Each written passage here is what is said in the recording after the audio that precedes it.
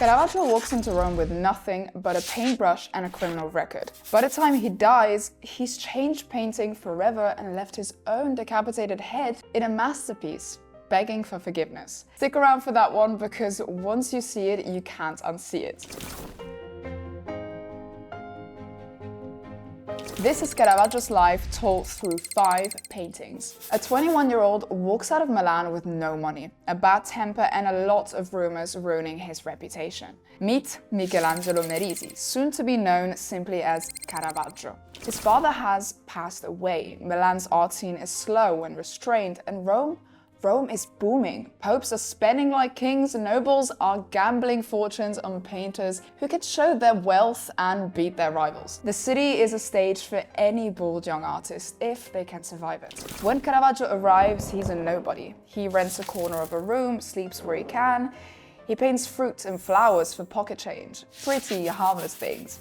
They pay the rent, but they don't make a name out of his art. He then meets a dealer with an eye for what sells. Rome's wealthy want real stories, not just beauty.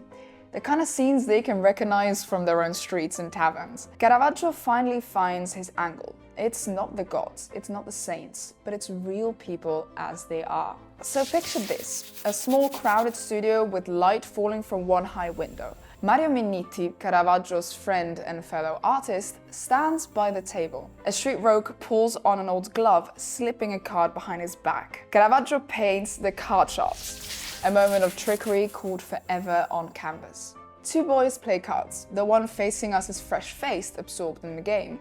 This boy is believed to be Mario Minniti, a companion and frequent model of the artist. He does not see what we, the viewers, can see. One player hides an extra card behind his back, while an older man at the side gives secret signals. The older man's glove has the tips cut off so he can feel the marked cards. Tiny details that tell us this is no friendly game. If you look closely, the cheater on the right even carries a thin dagger in his belt, showing he's not just a gambler, but also a dangerous type. Their clothes are important too. The victim is dressed neatly, while the tricksters wear flashy or worn outfits, showing they come from rougher streets. Caravaggio paints the scene in a way that makes us feel like we are part of it. We see over the boy's shoulder, almost sharing a seat, but unlike him, we notice the lies. This makes us complicit, as if we too are part of the cheat. The deeper meaning is not just about gambling, it's a moral lesson. Innocence can be taken advantage of and danger hides in plain sight. This artwork shows the beginning of his bold style. Light and shadow, real people and raw human drama. When this painting was finished, the dealer showed it to Cardinal Francesco del Monte. The Cardinal bought it on the spot and offered Caravaggio a place in his household. Overnight, the young outsider has a patron and a foothold in Rome's high society.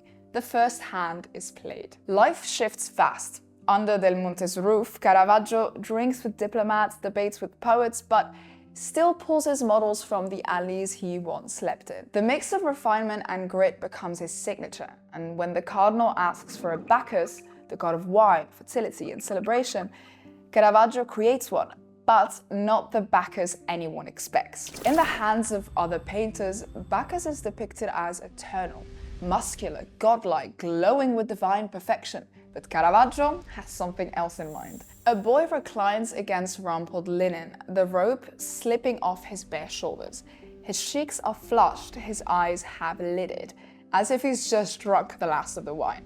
With one hand, he offers us a goblet, a direct invitation. The way that Bacchus tips the goblet towards the viewer feels more like an invitation to temptation. The offering gesture is not purely generous. Bacchus looks out with a faint, ambiguous smile, as if testing the viewer's willingness to give in to excess. On the table, a basket overflows with fruit: plum grapes, figs, peaches, a pomegranate split open to show its seeds. At first glance, it's a feast, but if you look closer, the grapes are starting to split. The apples bruise under their skin and leaves go brown at the edges. This is not a perfect god.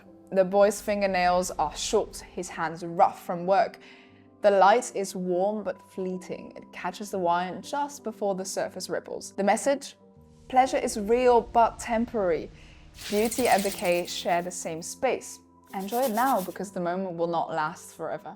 By now, Caravaggio's name is moving through Rome like smoke. Some patrons love the rawness, others whisper that his saints look like the men they've just seen drunk in the street. But he doesn't care. And in 1599, he landed the commission that every painter in Rome dreams of, the Contarelli Chapel. Before we jump into the next painting, don't forget to like this video and subscribe to our channel if you're into stories that decode art like this, so you don't miss the next one. Before Caravaggio, saints were painted floating in radiant clouds, glowing in divine light.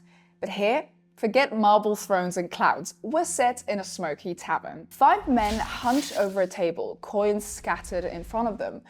The door opens. Christ steps in, almost unnoticed, his arm extended. The gesture mirrors Michelangelo's creation of Adam, but reversed. Here, life isn't being created, it's life being offered back. A beam of light slices through the gloom, cutting across faces, coins, hands frozen mid-count. The light doesn't float, it cuts, almost like a blade, landing squarely on Matthew. His brow furrows, his finger points to his own chest. Me? The models are men Caravaggio knew. Laborers, day wages, men with dirt under their fingernails and wrinkles of fatigue. He isn't painting some distant miracle, he's telling you, this could happen in your local tavern. One simple day can transform into an extraordinary one. When the Contarelli Chapel opens, the city crowds go in. Some are amazed, others call it vulgar. Caravaggio is now the talk of Rome, and not all are speaking kind words. With fame comes rivalry. Other painters whisper he's inexperienced and crude. Caravaggio's usual response is through his art or through his sword. Nights get longer, tempers are shorter, but in the studio, he's still unstoppable. Right about this time, he paints Judith beheading Holofernes. Judith's story is old. A chaste widow seduces and kills an enemy general to save her people. In the hands of earlier painters, Judith looks serene, almost untouched by the act. Caravaggio gives us no such distance. The tent is dim. Judith, a widow in her fine dress, leans forward, gripping a sword. Her arm is tense, muscles straining. The blade bites into the neck of Holofernes, an Assyrian general who attacked her city. Blood sprays onto the linen, bright against the shadows. Holofernes' mouth is open, mid-gasp, his eyes wide, fixed on the horror of the moment. Judith's face is calm, but tense with revulsion. This is not the joy of an executioner, it's survival's price. Her face is modeled on Fili de Melandroni, a well-known Roman courtesan, one of Caravaggio's favorites. The church would have wanted a chaste heroine, but Caravaggio gives them Filide's sharp cheekbones and knowing gaze. In the shadows, Judith's maid holds open a sack for the severed head. The gesture is practical, almost too mundane. Caravaggio strips away any illusion of nobility. This is the messy human reality of doing what must be done. By now, his temper is famous. In 1606, a duel strikes between Caravaggio and a man named Ranuccio Tommasoni, possibly over a woman, possibly over a tennis game, possibly both. Caravaggio ends up taking Tommasoni's life, and so Rome posts a death sentence on his name. He is forced to flee south to save himself. Caravaggio moves from Naples to Malta to Sicily, painting for protection, always looking over his shoulder. Yet what he wants most is to return to Rome. Years later, while in exile, Caravaggio paints the hero of Israel as a boy holding the head of a giant. David's expression isn't triumphant, it's mournful, almost compassionate. Goliath's face is unmistakable, Caravaggio's own. Pale, slack, dead. The sword bears an inscription, Humilitas occidit superbia, meaning humility kills pride. The boy is thought to be a younger Caravaggio, the man he once was, offering up the man he has become.